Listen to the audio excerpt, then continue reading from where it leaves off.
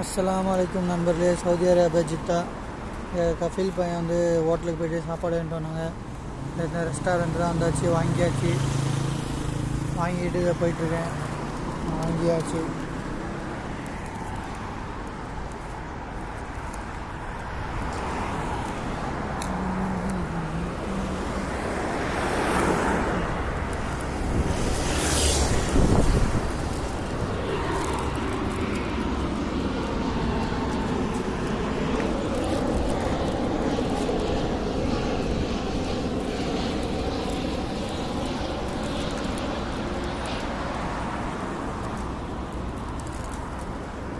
நண்பர்களே, இங்கே ஃபுல்லாகவே பார்த்தீங்கன்னா எல்லாம் கடைங்க தான். பெரிய மாலு, பெரிய பெரிய கடைங்க, பார்க்குறதே சூப்பராக அழகாக இருக்கும்.